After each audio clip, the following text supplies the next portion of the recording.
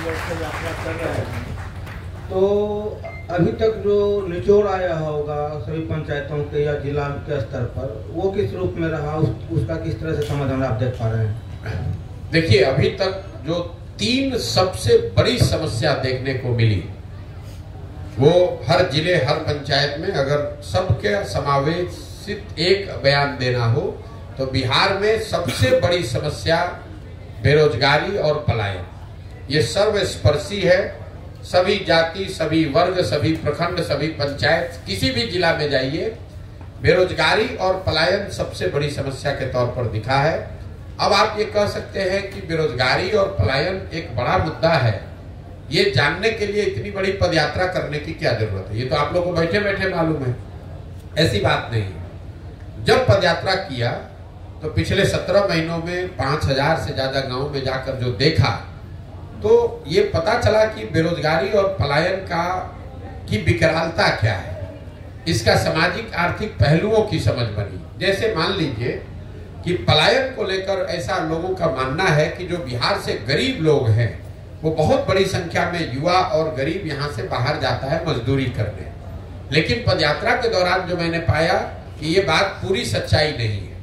जो गरीब परिवार के बच्चे हैं वो तो बाहर पलायन कर रहे हैं मजदूरी के लिए, लेकिन जो यहाँ पर आर्थिक तौर पर समृद्ध परिवार हैं, उनके बच्चे भी पलायन कर रहे हैं, वो नौकरी और पढ़ाई के लिए। पलायन तो हर घर का बच्चा कर रहा है। गांव में अगर आप हम लोग जब जाते हैं तो करीब करीब 40 से 50% युवा, चाहे वो मजदूरी करने के लिए बाहर गया है या नौकरी पढ़ाई के लिए बाहर गया, बाहर तो सब गया है। दूसरा पता ये चला कि जिन प्रखंडों में बाढ़ का प्रभाव है, वहां पर ये पलायन का स्तर 70-80% भी हो सकता है। गांव में जब हम लोग जाते हैं तो बहुत बड़ी संख्या में महिलाएं, बुजुर्ग और छोटे बच्चे मिलते हैं, नवयुवक नहीं मिलते हैं। इसका एक सामाजिक पहलू आप देखिए। बहुत लंबे समय से ये पलायन की वजह से लोगों के मन में, समाज में परिवार की परिकल्पना ही धीरे धीरे ध्रुवी पड़ गई है। जैसे पहले परिवार की परिकल्पना में लोगों की समझ थी कि पति पत्नी, बाल बच्चे, माता पिता साथ में रहते हैं। अब शायद ही कोई ऐसा घर गांव में बचा है जहां ये 3 पीढ़ियों के लोग, पति पत्नी, बाल बच्चे, माँ बाप एक साथ रहते हैं। ऐसा कोई परिवार शायद ही मिलता है, क्योंकि पलायन इतनी बड़ी सच्चाई हो गई है जीवन की। लोगों ने मान लिया है कि जो जैसे लड़का 12 साल 15 साल का ज्यादा हुआ तो या तो पढ़ाई के लिए या रोजगार के लिए वो बाहर ही जाएगा, और लोगों को इसमें कुछ अटपटा नहीं लगता है। इसका सबसे बड़ा असर ये है इतने लंबे समय तक पलायन का, कि लोगों को इसमें कुछ अटपटा नहीं लगता है। लोग हमें देखने आते हैं, ये कहते हैं कि भाई आप 17 महीना से घर परिवार छोड़कर बाहर चल रहे हैं।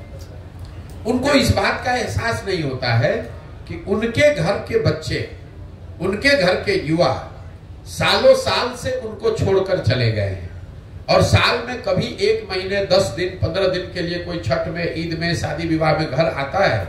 बाकी समय पूरे जिंदगी, जब तक आप नवयुवक हैं, जब तक शरीर में आपके दम है, तब तक आपको बाहर ही रहना है।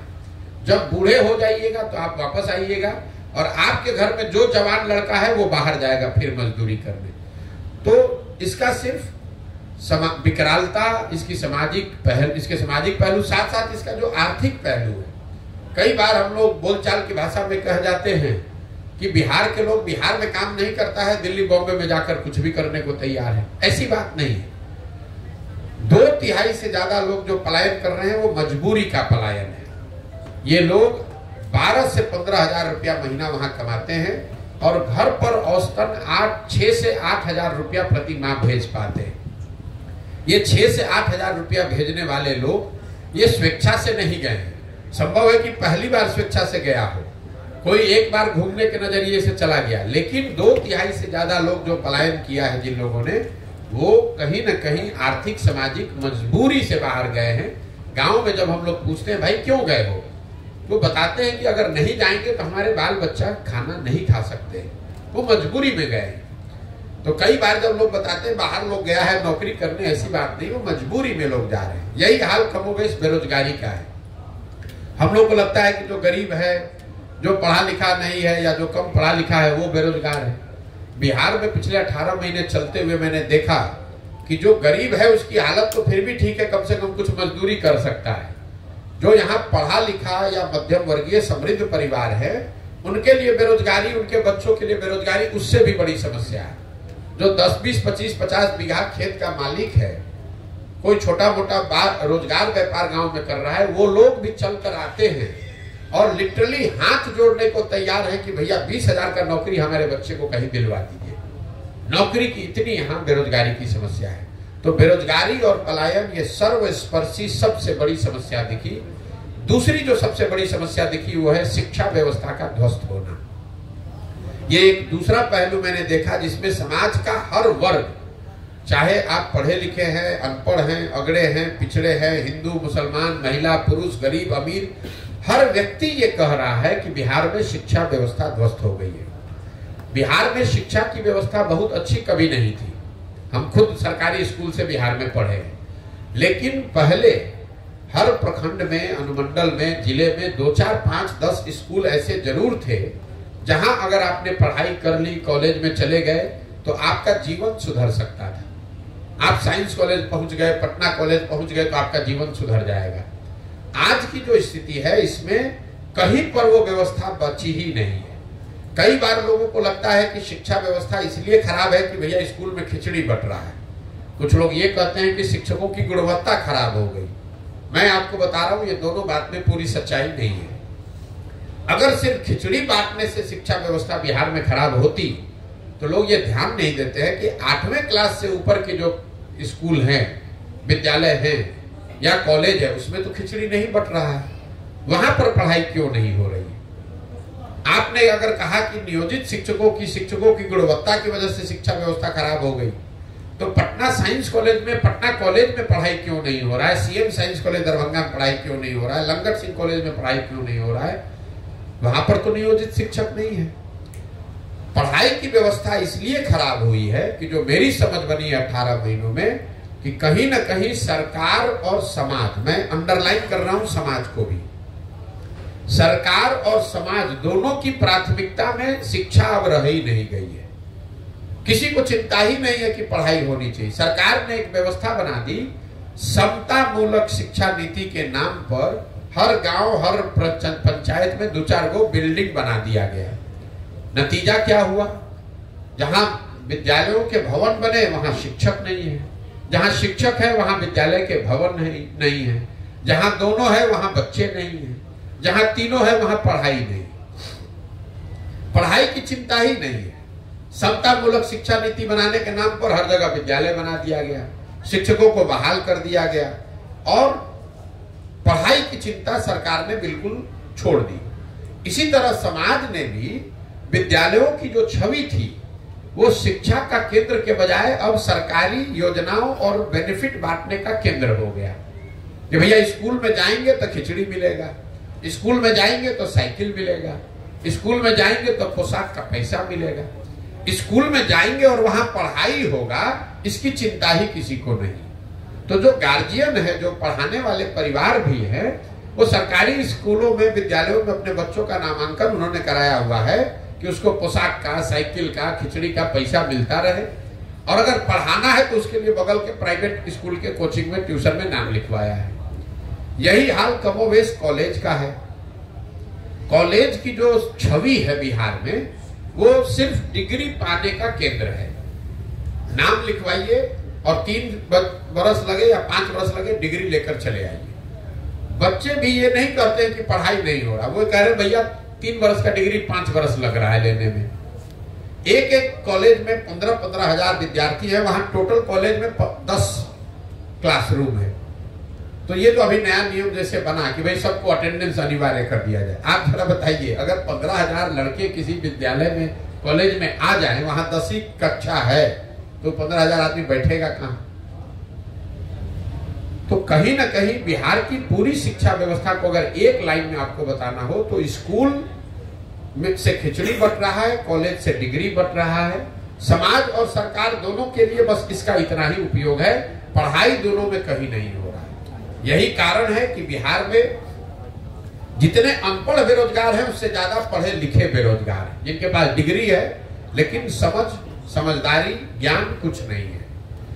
तीसरी जो सबसे बड़ी समस्या मुझे दिखी यहाँ, वो है किसानों की बदहाली। यहाँ का जो किसान है वो बिल्कुल बदहाल है, और इसकी मूल वजह यह है कि बिहार में किसानों की बदहाली जो 18 महीनों में मैंने देखी, क्यों इतना बदहाल है किसान, उसकी 3 समस्या है। पहली समस्या है बिहार में भूमि सुधार का लागू नहीं होना। इसकी चर्चा यहाँ पर कोई नहीं करता है। फॉरवर्ड बैकवर्ड का नाम लेकर समझता है कि जमीन जो है मालिक वो फॉरवर्ड है, जो जमीन नहीं है वो बैकवर्ड है, इसलिए इसकी कोई चर्चा नहीं करता है। मैं आपको सामने से कह रहा हूं कि बिहार में गरीबी, ग्रामीण गरीबी, जो रूरल पॉवर्टी है, उसकी एक मूल वजह है भूमि सुधार का लागू न होना। नतीजा ये हुआ है कि यहाँ पर करीब करीब 1/3 से ज्यादा जमीन डिस्प्यूटेड है। उसको पता ही नहीं कि इसका मालिकाना हक किसके पास है। चाहे वो जमीन सरकार का है, पट्टा दे दिया गरीब को उसका हक नहीं मिला, या चकबंदी की जमीन थी उसमें वो गड़बड़ हो गया, भूदान की हजारों एकड़ जमीन पता ही नहीं कहाँ गया, नदी का कटाव हुआ, नदी इधर से उधर गई, जमीन कहीं से कहीं चला गया, पता ही नहीं चला।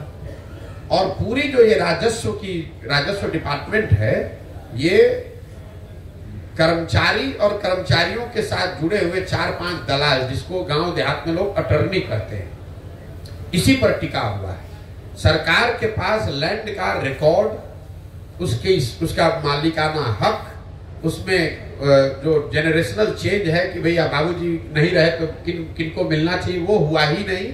उसकी वजह से 1/3 जमीन बिल्कुल अनप्रोडक्टिव हो गई, उसका मालिकाना हक डिस्प्यूटेड हो गया। तो पहली समस्या है किसानों की, यहाँ जमीन का मालिकाना हक भूमि सुधार नहीं होने की वजह से नहीं बना, इसलिए भूमि में उसके जो प्रोडक्टिविटी के लिए इन्वेस्टमेंट होना चाहिए, बोरिंग लगना चाहिए, सिंचाई की व्यवस्था होनी चाहिए, खाद, वो कोई कर ही नहीं रहा है। दूसरी किसानों की जो बड़ी समस्या है वो है जल कुप्रबंधन। अब इससे कोसी में आप लोग रहते हैं, आपसे ज्यादा तो कोई नहीं जानता है कि पानी का जो कुप्रबंधन है, बाढ़ बहुत बड़ी समस्या है, इसकी खूब चर्चा भी होती है। लेकिन आपके लिए जानकारी के लिए बता दूं कि बिहार में 50% कृषि योग्य जमीन ही बाढ़ से प्रभावित है। बाकी का जो 50% जमीन है, उसमें आधी से ज्यादा जमीन या तो सूखे से प्रभावित है, या जल जमाव या नदियों के कटाव से प्रभावित है। आप लोगों ने कोसी के इस इलाके में अनुभव किया, बाढ़ से जितना नुकसान नहीं हुआ, उससे सबसे ज्यादा नुकसान हुआ जब कोसी ने अपना मार्ग बदल दिया।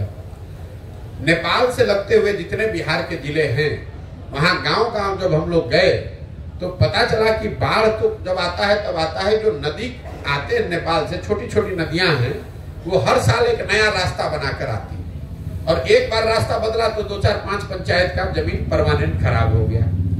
यही हाल कमोवेश जब आप गोपालगंज से चलिएगा, तो गोपालगंज में, सिवान में, छपरा में, वैशाली में, मुजफ्फरपुर, दरभंगा में, समस्तीपुर में, बेगूसराय में, हर पंचायत में सैकड़ों एकड़ जमीन ऐसी है जो वहां जल जमाव की समस्या है, वहां से पानी निकलता ही नहीं।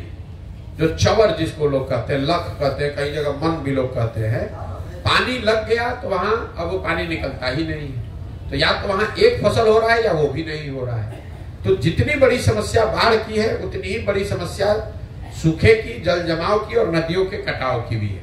सड़क पर आप चलते हैं तो एक साइड पानी लगा हुआ है इसलिए खेत नहीं हो रहा है, दूसरे साइड सूखा पड़ा हुआ है इसलिए खेती नहीं हो रहा है। तो जो जल पानी जो बिहार के सबसे बड़ी ताकत संपदा हो सकती थी, वो आज हम लोग के लिए अभिशाप बनी हुई है। और तीसरी जो सबसे बड़ी समस्या है किसानों की, वो है यहाँ पर अनाज का सही भाव न मिलना। इन सारे परेशानियों के बावजूद जो बिहार में किसान पैदा कर रहा है, उसको उसका कीमत ही नहीं मिल रहा है। एक आर्थिक सर्वेक्षण अभी किया गया है जिसमें यह बताया गया है कि बिहार जैसे राज्य में किसानों को उनके फसल का उचित मूल्य न मिलने की वजह से करीब यहाँ के किसानों को हर साल 20,000 करोड़ रुपए का नुकसान हो रहा है। 20,000 करोड़ रुपए का नुकसान हर साल बिहार के किसानों को हो रहा है। जैसे धान का कीमत है 2,090 रुपया, और पूरे बिहार में धान अभी बिका 1,600 रुपया, 1,700 रुपया। गन्ने का कीमत है करीब 2,100 रुपया, गन्ना बिक रहा है 1600। मकई का कीमत है 2,100 रुपया, बिक रहा है 1,600 में, 1,700 में। कमोवेश सारे फसल के लिए, क्योंकि यहाँ कोई सहकारिता की व्यवस्था है नहीं, बाजार समिति है नहीं, एफपीओ है नहीं और प्राइवेट फैक्ट्री रोजगार है नहीं, तो आखिर किसान जो है वो बेचेगा किसको? सिर्फ बिचौलियों को बेच रहा है और वो 30% 40% नुकसान करके बेच रहा है। तो ये तीन जो समस्या है, भूमि सुधार का लागू न होना, जल संसाधन का कुप्रबंधन और तीसरा किसानों के फसल का दाम का न मिलना, इन तीन वजहों से बिहार के किसानों की बदहाली है। आपने जो सवाल किया था कि जो सबसे बड़ी समस्या क्या है, यही तीन समस्या मुझे अभी तक, बेरोजगारी और पलायन, शिक्षा व्यवस्था का ध्वस्त होना और किसानों की बदहाली, ये हर जिले हर पंचायत में अभी तक सामान्य रूप से हर वर्ग में सुनने को मिली है। बाकी तो हर जिले की हर पंचायत की अलग अलग समस्या है, लेकिन ये समस्या हर जगह है। सर, प्रशांत किशोर जी का नाम हमेशा रणनीतिकार में आता है, किसी पार्टी को जिताने के नाम से नाम आता है, तो किन्हें जिताने के लिए पद यात्रा निकली है? बिल्कुल, मेरी जो पहचान है, जो आप जिसको रणनीतिकार बता रहे हैं, ये आपको लग रहा है कि हमने कोई वो काम छोड़कर दूसरा काम शुरू किया है। हमारी नजर में हम वही काम कर रहे हैं। फर्क बस इतना है कि पहले ये रणनीति मैं किसी दल या नेता के लिए बनाता था, अब ये रणनीति मैं बिहार की जनता के लिए बना रहा हूं। पहले ये सुझाव दल के नेताओं को बता देते थे, अब ये सुझाव बिहार की जनता को दे रहे हैं। पहले ये व्यवस्था, ये मदद दल के कार्यकर्ता को कर रहे थे, अब ये सुझाव, ये व्यवस्था, ये मदद बिहार के समाज के उन लोगों के लिए कर रहे हैं जो नया दल बनाना चाहते हैं, इस व्यवस्था को बदलना चाहते हैं कि भैया हम जुड़े, हम भी कंधा लगाएंगे, हम भी बिहार में कोई सुधार के लिए प्रयास करना चाहते हैं, उनको ये मदद कर रहे हैं। तो आपका जो सवाल है किसको जिताना चाह रहे हैं, इसका पूरा लक्ष्य है बिहार की जनता को जिताने के लिए ये काम शुरू किए हैं। और अब मैं किसी दल का नेता का नहीं, बिहार की जनता का रणनीतिकार हूँ। और 10 वर्ष में जैसे दलों को, नेताओं को जिताया, वैसे लिख कर रखिए, धीरज रखिए, 2 वर्ष में बिहार की जनता को भी जिताकर आपको दिखाएंगे। कई लोग सवाल कर रहे हैं कि किसी पार्टी के लिए भी काम कर रहे हैं। सवाल करने का तो कोई अंत है नहीं भाई। जिन पार्टी के लिए काम कर रहे हो तो सब पार्टी चुनाव लड़ रहा है, हम तो पार्टी बनाए नहीं। हमने आपको बताया हम काम कर रहे हैं बिहार की जनता के लिए। तो स्वाभाविक है जो जनता से मुफ्त में जिसको वोट मिल रहा है पिछले 25 साल से, उसको तो घबराहट होगी ही। भाई आप भाजपा चलाते हैं तो भाजपा वालों को तो भारी डर यही होगा कि भाई अभी तक जो लालू जी से डर के हमको मुफ्त में वोट देता था, जनता के पास विकल्प हो जाएगा तो भाजपा को वोट नहीं देगा। लालटेन के लोग जो मुफ्त में मुसलमानों को भाजपा का डर दिखाकर वोट लेते हैं, उनको लग रहा है कि भाई मुसलमानों को कोई नया विकल्प मिल जाएगा तो हमको वोट नहीं देगा। तो अगर आपके सामने से थाली अगर कोई छीन कर ले जाएगा तो आप तो थोड़ा बहुत हल्ला मचाइएगा ही। जो हालात है सियासतदानों की बिहार में हो या देश में, क्या जो जैसे हालात है जो देख रहे हैं देश भर में किस तरह से सियासत हो रही है, ऐसे में प्रशांत किशोर पर बिहार की जनता खास करके विश्वास कैसे करेगी कि आज आप अच्छी अच्छी बातें कर रहे हैं जैसे अमूमन सभी नेता बोलते हैं, क्या गारंटी है कल सत्ता में आने के बाद जो अभी परिस्थिति है उसके अनुकूल? मेरे भाई 17 महीना से हम पैदल चल रहे हैं। आपने या तो मेरी कोई बात, कोई सभा सुनी नहीं, या सुने तो उस पर आपने ध्यान नहीं दिया। हम सभा की शुरुआत में ही कहते हैं, पहला ही लाइन, कि बिल्कुल भी कभी जीवन में प्रशांत किशोर पर भरोसा मत करो, किसी भी नेता पर भरोसा मत करो। ये कभी मत सोचो कि हमको वोट दे दोगे तो हम आकर तुम्हारा जीवन सुधार देंगे। अगर हमको वोट दोगे, हमारे कहने पर वोट दोगे, तो जैसे पहले के लोगों ने धोखा किया, हम भी आपके साथ धोखा कर सकते हैं। इसलिए वोट प्रशांत किशोर को नहीं, मोदी को नहीं, नीतीश लालू को नहीं, वोट अपने बच्चों को दो, अपने खड़ा हो, अपनी व्यवस्था बनाओ, उसमें मालिक मुखिया बनो। प्रशांत किशोर कहाँ दल बनाए हैं कि कह रहे हैं कि हमको वोट दे दीजिए, कि आप भरोसा कीजिएगा कि नहीं कीजिएगा। हम आपसे वोट मांगे नहीं, चंदा ले नहीं रहे हैं, आपसे कार्यकर्ता बनने के लिए कह नहीं रहे हैं। तो आप जब हम पर भरोसा कीजिएगा ही नहीं, जब विश्वास कीजिएगा नहीं, तो घात होगा कैसे? प्रशांत जी, 18 महीने की जो आपकी यात्रा है उसमें आपके साथ लाखों लोग जुड़े हैं, हर जगह से जुड़े हैं।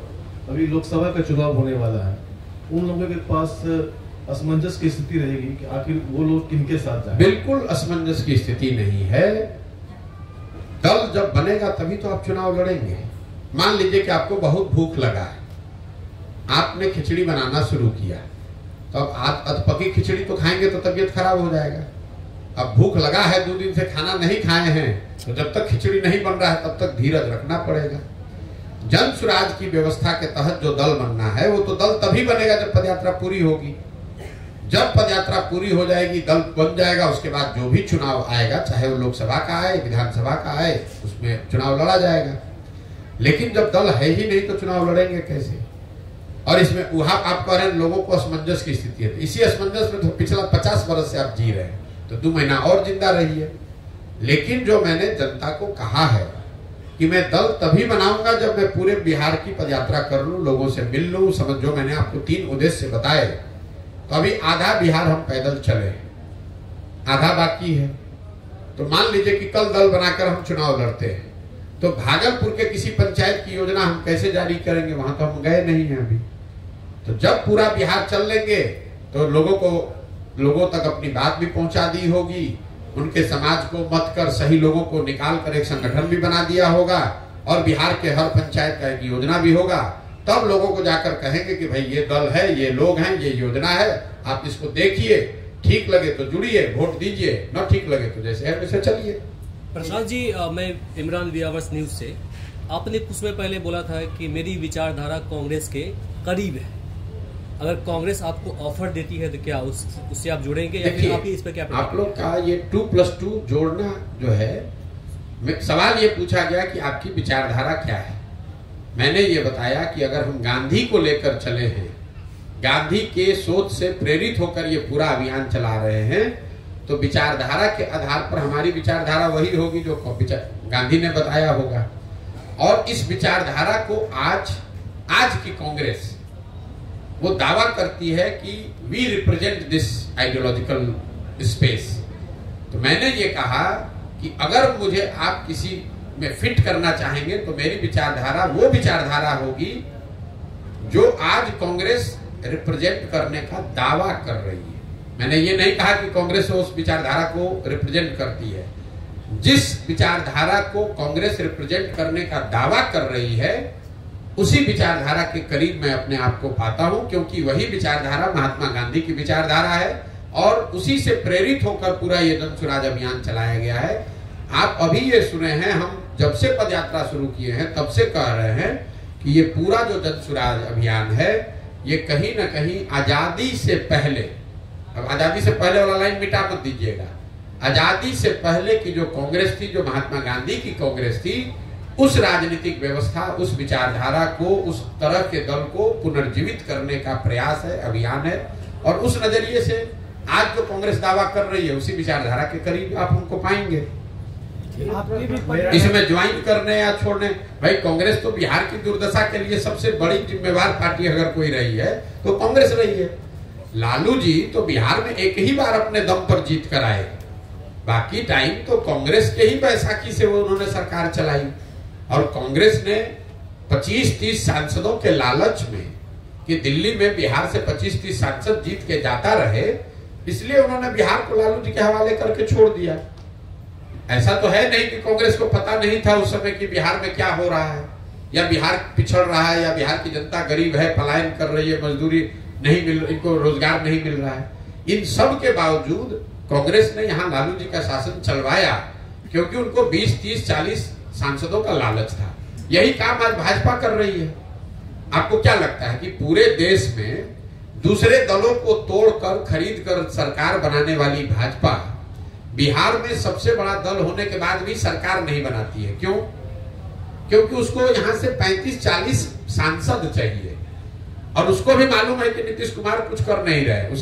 उसके लोगों ने, उनके नेताओं ने क्या बयान दिया है, अमित शाह ने क्या कहा, माननीय मोदी जी ने क्या कहा नीतीश कुमार के बारे में, किसी से छुपा हुआ नहीं। अभी 2 महीना पहले तो लोग चिल्ला के कह रहे थे कि बिहार को बर्बाद कर दिया। फिर नीतीश कुमार को क्यों बनाया? इसलिए बनाया है कि बिहार में समीकरण बनाकर 30-35 सांसद जीते।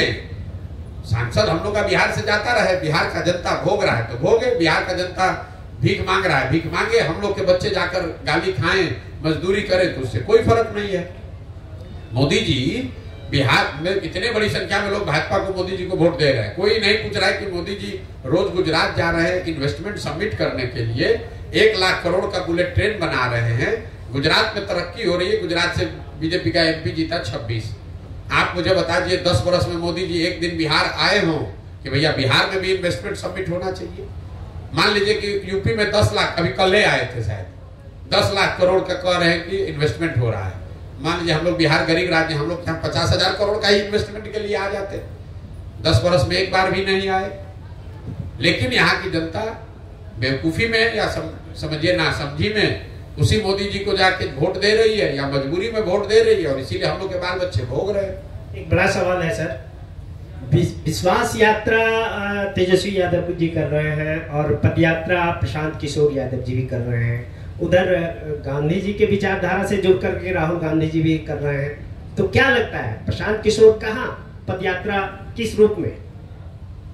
आपका सवाल ही नहीं समझे, लेकिन अगर आप कह रहे हैं कि बहुत यात्रा हो रही है तो पुनः दोबारा लोकतंत्र है, हर आदमी अपना प्रयास करने के लिए स्वतंत्र है ना। सवाल आपका समझ लिए, आप इतना ने उसको घुमा दिए कि आप खुद ही नहीं बता पा रहे कि आप क्या पूछना चाह रहे हैं। लोकतंत्र है, दलों को, नेताओं को हर तरह का पब्लिक के बीच में जाकर प्रयास करने का की स्वतंत्रता है। फर्क समझिए, राहुल गांधी कांग्रेस के नेता हैं और वो कांग्रेस के लिए वोट मांग रहे हैं और उसके लिए पदयात्रा कर रहे हैं। तेजस्वी यादव अभी कल तक उप मुख्यमंत्री थे, वहां से झटक कर नीतीश कुमार ने किनारे लगा दिया, तब उनको जनता का याद आ रहा है। प्रशांत किशोर का कोई दल नहीं है, प्रशांत किशोर वोट नहीं मांग रहे हैं, प्रशांत किशोर ये नहीं कह रहे हैं कि हमको जिताकर मुख्यमंत्री बना दीजिए।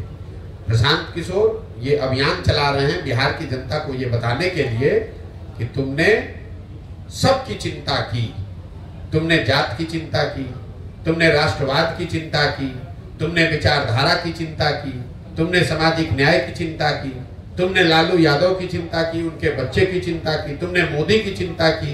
अब समय आ गया है, एक बार अपने बच्चों की चिंता कर लो, क्योंकि तुम्हारे बच्चे जब नहीं पढ़ेंगे, तुम्हारे बच्चे जब तक मजदूर अनपढ़ रहेंगे, तब तक चाहे मोदी बन जाए, लालू बन जाए, प्रशांत किशोर बन जाए, तुम्हारा और तुम्हारे परिवार का भला नहीं होगा। तो पदयात्रा के उद्देश्य में फर्क है। दूसरा, इसकी शुद्धता में फर्क है। ये पदयात्रा है तो हम 17-18 महीने से घर परिवार छोड़कर पदयात्रा ही कर रहे हैं। ऐसा नहीं है कि एक दिन रैली करने चले गए, एक दिन चुनाव लड़ रहे हैं। 18 महीना से घर परिवार छोड़कर पदयात्रा ही कर रहे हैं, गांव में ही रहते हैं। आप देख रहे हैं, हाँ आपसे भी मिलने आए हैं तो किसी होटल सर्किट हाउस में नहीं गए हैं। और दूसरा, इस पूरी व्यवस्था में कोई सुरक्षा, कोई सिपाही, कोई हवलदार नहीं है। गांव-गांव पैदल ही जाते हैं। कोई भी व्यक्ति जो चाहे वो आकर मिल सकता है, बात कर सकता है, धक्का दे सकता है, गाली दे सकता है, आशीर्वाद दे सकता है। ये फर्क है। ये जो लोग पदयात्रा जिनकी आप चर्चा कर रहे हैं, मैंने पहले भी कहा था, नीतीश कुमार ने एक यात्रा की थी। इनको खुली चुनौती दे रहे हैं कि अपने अगल बगल सुरक्षा ये हटा दें और किसी एक गांव पंचायत में पैदल चल के दिखा दें। इनका दम नहीं है कि एक पंचायत या एक गांव में बिना सुरक्षा के, बिना अपने लाभ का दल बल के एक गांव में ये लोग चल के दिखा दें। नीतीश कुमार मुख्यमंत्री हैं ना भाई, उनको खुली चुनौती मैंने दे रखी है कि आप एक पंचायत में खाली पैदल चल के दिखा दीजिए। मेरे भाई, इनका दम नहीं है। हम 18 महीना से गांव में ही चल रहे हैं, बिना किसी सुरक्षा के चलते हैं, सरेह में ही सोते हैं और 18 महीना से कर रहे हैं।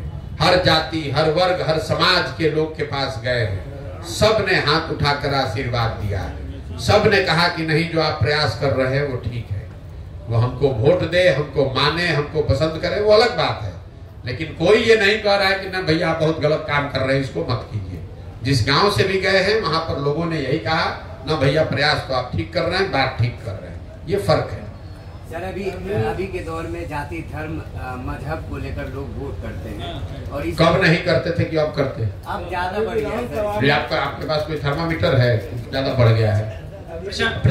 आपके पास थर्मामीटर है कि अब ज्यादा बढ़ गया? पहले कम था। मोदी जी को वोट पड़ा है कि नहीं बिहार में? जोर से बोलिए, पड़ा है कि नहीं? सबको सुनना ही है। पड़ा है ना? तो मोदी जी के जाति के यहाँ कितना आदमी रहता है मधेपुरा बिहार में, जरा बता तो दीजिए। अभी तो आप बोले कि सब लोग जाते पर वोट दिया है। पहले एक बात पर अड़े रहिए, आपने कहा कि हर आदमी बिहार में जाति पर ही वोट दे रहा है। सुन लिए क्वेश्चन रोज है, अरे 18 महीने से यही सवाल रोज सुनते हैं। बिहार में आदमी को सवाल इससे ज्यादा कुछ आता ही नहीं है, यही 4 सवाल पड़ता है, भैया जाति पर वोट पड़ता है, आप कैसे निपटिएगा। अरे आप पत्रकारिता करते हैं तो हमको भी तो थोड़ी बहुत समझ होगी। पहला सवाल आदमी छूटते जिसको राजनीति का आर अभी सीखता है तो यही सवाल करता है, ए भैया बिहार में तो बड़ा जात है, आप इससे कैसे निपटिएगा। तो मेरे भाई उसको जवाब मेरा यही होता है कि यही बता दो कि अगर आपको लगता है कि हर आदमी जाति पर ही वोट देता है तो मोदी जी को बिहार में वोट दे कौन रहा है। मान लीजिए कि आपने कहा, दूसरे सवाल पर आते हैं, हम तो कह रहे सवाल सुने नहीं, कहेंगे ना हमको तो धर्म पर हिंदू मुसलमान के नाम पर दिया, यही कह रहे हो ना, चलो छोड़ दो। मुसलमान यहाँ 18% रहता है, वो लालू जी को वोट देता है, ओवैसी को वोट नहीं दिया। तो लालू जी को काहे वोट दिया, ओवैसी को काहे नहीं दिया। विधानसभा में जो पूछ रहे हैं वो बताओ, लालू जी को मुसलमान वोट क्यों देता है, तो उनके जाति का नहीं है। काहे जबरदस्ती का ज्ञान, जब एक होता है सवाल, एक होता है तर्क और दूसरा होता है कुतर्क। आपने कहा जाति धर्म, भाई जाति धर्म पर वोट बिहार में भी पड़ता है, पूरे दुनिया में पड़ता है, इसमें नई बात क्या है। आप बिहार के होने के नाते आपको एक बिन मांगी सुझाव दे देता हूं, इस चक्कर में मत पड़िए। ये बाहर जो बिहार के लोगों को नीचा दिखाते हैं, उन्होंने ऐसा आपके हमारे दिमाग में बैठा दिया है कि बिहार इसलिए पिछड़ा है कि यहाँ पर जाति बहुत है। आप गए हैं गुजरात, कर्नाटक, आप चुनाव कराए हैं कभी बंगाल में, तमिलनाडु में, वहां जाति नहीं है। गुजरात में जाति नहीं है, लिंगायत बोकालिका कर्नाटक में नहीं है, माला मडिगा रेड्डी कम्मा आंध्रा में नहीं है। वहां का आदमी को कोई जाति के लिए दोष दे रहा है। आप बिहार में गरीब हैं, मजदूर है, इसलिए आपको जातिवाद बताया जा रहा है। यूपी में जाति नहीं है। यहाँ का जो पत्रकार पढ़ा लिखा समाज है वो भी इस चक्कर में पढ़ के अपने ही से कहता है भैया यहाँ जाति बहुत है, यूपी में जाति नहीं है। कभी पूछे हो जाके सवाल ये आप जाके उत्तर प्रदेश में, तो यहाँ काहे पूछते हो भाई। ये बिहार के और बिहार के लोगों के प्रति जो दुराग्रह बैठा दिया गया है लोगों के दिमाग में कि बिहार इसलिए गरीब है। अरे बिहार इसलिए गरीब है कि कांग्रेस ने यहाँ पर काम नहीं किया। बिहार इसलिए गरीब है कि लालू यादव यहाँ 15 वर्ष जंगल राज चला रहे थे तो कांग्रेस उसमें सहभागी थी। बिहार इसलिए गरीब है कि मोदी जी को गुजरात का ज्यादा चिंता है, बिहार का कम चिंता है। बिहार इसलिए नहीं गरीब है कि यहाँ जाति ज्यादा है। इसलिए मुझे गुस्सा आ रहा है कि आप पढ़े लिखे व्यक्ति हो और बिहार के होने के बाद अपने मुंह पर कीचड़ लगा रहे हो बिना किसी वजह के। समझते हो नहीं। आपको कोई दूसरा कहता, तो अगर कोई आदमी आकर गुजरात का कहता कि भाई बिहार में जाति बहुत है, तो आपको ये कहना चाहिए कि अगर बिहार में जाति बहुत है तो गुजरात के आदमी को बिहार में कैसे आदमी वोट दे रहा है। तो आप लोग उल्टे अपनी बात कर रहे हैं, भैया हम लोग यहाँ जाति बहुत है इसीलिए गुजरात में जाते हैं तो आपको 4 लात मारता है, इसीलिए आप तमिलनाडु में जाते हैं तो आपको हमको गाली देता है। यहाँ के आदमी को समझ ही नहीं है। जमीन पर पड़ा हुआ कीचड़ अपने मुंह में लगा के कह रहा है कि हमारा मुंह में देखो कीचड़ लगा है। आपने योगी आदित्यनाथ से कभी पूछा है कि भाई यूपी में आप जात का राजनीति कर रहे हैं कि नहीं कर रहे हैं? मोदी जी से, अमित शाह से कभी आपने पूछा है कि गुजरात में आप लोग जात का राजनीति करते हैं कि नहीं करते हैं? क्या बात करते हैं। पिछले विधानसभा में बहुत बड़ा राजनीतिक विशेषज्ञ बनने के चक्कर में आधा पत्रकार इसी में लगा हुआ है। भैया जाति पर राजनीति होता है, आप कैसे जीतिएगा? प्रशांत जी, पिछले विधानसभा में अखबारों में इश्तिहार देकर पुष्पम प्रिया चौधरी भी आई थी और खुद को सीएम कैंडिडेट कहा था। गांव में ये भी चर्चा है कि प्रशांत किशोर अभी पदयात्रा कर रहे हैं, भविष्य में ये भी ऐसा कर सकते हैं। लेकिन आपने पहले भी कह दिया है कि आप मुझे वोट मत दीजिए, विश्वास मेरे पे मत कीजिए। लेकिन पहला सवाल ये है कि अखबार में इश्तिहार देकर आपने पदयात्रा किया, भविष्य में ये पार्टी भी बन सकती है और चुनाव भी लड़ेंगे, तो चुनाव तो गांव के लोग लड़ेंगे जिसे आप चूज कर रहे हैं। लेकिन जो गांव में आपकी यूथ क्लब बन रही है उसमें अभी लोग नहीं जुड़ पा रहे हैं, प्रशांत किशोर की रणनीति को उनके बारे में नहीं जान पा रहे हैं। नहीं जान पा रहे तो नहीं जान पा रहे, आप काहे घबरा रहे? लोग ऐसा सोचते हैं सीएम कैंडिडेट, आप काहे घबरा रहे इतना? आप इतना घबराहट में हैं। मुश्किल ये है कि हमसे ज्यादा घबराहट यहाँ के पत्रकारों को है। मान लीजिए नहीं जुड़ रहा है, हमको जोड़ने में 10 वर्ष लगेगा, हमको घबराहट ही नहीं, आप कहे घबराए जा रहे हैं। यूथ क्लब क्यों बनाया गया है ये तो आपको मालूम है नहीं, यूथ क्लब इसलिए बनाया गया है कि अगले 5 वर्ष में 10 वर्ष में जो बिहार की राजनीति पर 1250 परिवारों ने कब्जा किया हुआ है, इसको तोड़ने के लिए नए युवाओं को चिन्हित किया जाए, उनको प्रशिक्षित किया जाए, उनको मुखिया, सरपंच, विधायक बनाया जाए। तो एक दिन में तो बनेगा नहीं। क्या जोड़ने के लिए क्या वो रैली निकालना है क्लब में, क्यों नहीं निकल रहा है? आप जो कह रहे नहीं जुड़ रहा है, इसका मतलब क्या है? मतलब क्लब में आप क्या होता तो आप कहते कि जुड़ रहा है, और क्या नहीं हो रहा है आपकी नजर से? अमूमन आपका बोर्ड लगभग हर कई जगह पर देखने को मिला, लेकिन तो अच्छा है खराब है? अच्छा है, हाँ। लेकिन वहाँ पर लोग जो है सक्रिय नहीं, कई बार लोग के सक्रिय होने के लिए बना ही नहीं गया है। अभी यहाँ यूथ क्लब की बैठक होगी, उसमें पहले देखिए, आप लोग पत्रकार हैं, सवाल करने आते हैं, तो थोड़ा सा रिसर्च करके आए, थोड़ा पढ़ के आए। यूथ क्लब की परिकल्पना क्या है? बिहार के 1 लाख बच्चों को, ऐसे बच्चों को जिनके माता पिता बड़े घर के नहीं हैं, ऐसे बच्चों को जिनके माता पिता विधायक, मुखिया, सरपंच नहीं हैं, ऐसे बच्चों को जिनमें राजनीतिक सामाजिक पहचान बनाने की, काम करने की क्षमता है, जज्बा है, ऐसे बच्चों को चुना जाए, चिन्हित किया जाए, उनको प्रशिक्षित किया जाए, उनको साधन दिया जाए, मदद किया जाए। तो आज अगर चिन्हित करना शुरू करेंगे तो आपको बोर्ड दिख रहा है। अब उन बच्चों का प्रशिक्षण होगा, वो बच्चे समाज में साल, 2 साल, 5 साल, 10 साल काम करेंगे, तब ना आपको कुछ दिखेगा। आज आप पौधा लगा रहे हैं, आप कह रहे भैया उसमें आम का फल नहीं दिख रहा है, तो भैया आज पौधा लगाए हैं तो फल कैसे उसमें दिखेगा? आज तो पौधा ही लगा है ना। जब वो पेड़ होगा तभी तो समय पर उसमें फल आएगा। चलिए भैया, एक सवाल ले लिया जाएगा। सीधे सीधे एक सवाल है कि आपसे पहले पूछा भी जा चुका है, आप तो राजनीतिक दल बनाएंगे, चुनाव आ गया नजदीक, लेकिन क्या अभी प्रशांत किशोर तटस्थ ही रहेंगे इस लोकसभा चुनाव के लिए? भैया मैं बिल्कुल तटस्थ नहीं हूँ, मैं जनता के साथ खड़ा हूँ, और मैंने अपने लिए जो भूमिका तय की है कि मुझे गांव-गांव जाकर लोगों को ये समझाना, बताना है, वो काम हम कर रहे हैं। तटस्थ कहाँ? हम तटस्थ रहने वाले लोगों में से नहीं हैं। हम घर पर नहीं बैठे हैं, गांव-गांव जाकर इन लोग का कलई खोल रहे हैं, इनको बता रहे हैं जनता को कि देखो कैसे तुमको जात के नाम पर, धर्म के नाम पर, राष्ट्रवाद के नाम पर, भारत पाकिस्तान, हिंदू मुसलमान के नाम पर तुमको बरगलाया जा रहा है, तुमसे मुफ्त में वोट लिया जा रहा है। सजग हो जाओ। अब आप कह रहे हैं सजग हो जाएगा तो क्या करेगा? तो जब सजग होगा तभी ना अपने लिए कोई व्यवस्था बनाएगा। उसके जीवन का ये पहला और अंतिम चुनाव नहीं ना है। पहले सजग होना जरूरी है। जब सजग होगा तो अपने आप नई व्यवस्था भी बना लेगा। बहुत बहुत धन्यवाद। भाजपा के 400 के दावे में कितना दम है? उनसे जाके पूछिए।